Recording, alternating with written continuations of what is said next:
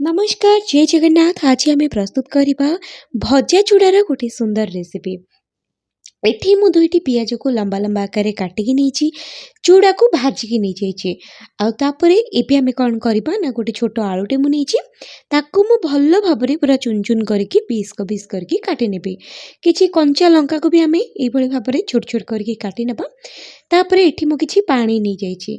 पानी रे वर्तमान आम सब जिनस को दे देकी भल भाव में धोई नेबा। आपण चाहेले कंचा लंका को सेमिति भी फुटई पारिबे जोटा कि खास करी चूड़ा भजारे गोटा खाइबा भल लगे।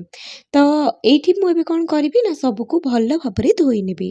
आउे आम कौन करवा ना पैन रे देदेबा। पैन कि कड़ाई नहीं जाए से अल्प टिके तेल देदेबे।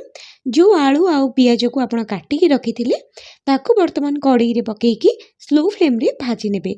आ स्लो फ्लेम करके कवर करके ताकू घोड़ई नेबे। किछि समय पर तार आप ढांकुणी खोलीदेवे से देदेवे स्वाद अनुसार लुण जितेबले कि आलूटी टिके सीझी आसो आपड़ से ही यही कम करेंगे। किछि लंका गुंड देदेवे आउ अल्प टिके मीट मसला हो कि गरम मसला देकी भल भाव में स्लो फ्लेम रे घोड़े रखिने। मन रखिथे से टाइम रे आपण मसला को चलेबे नहीं।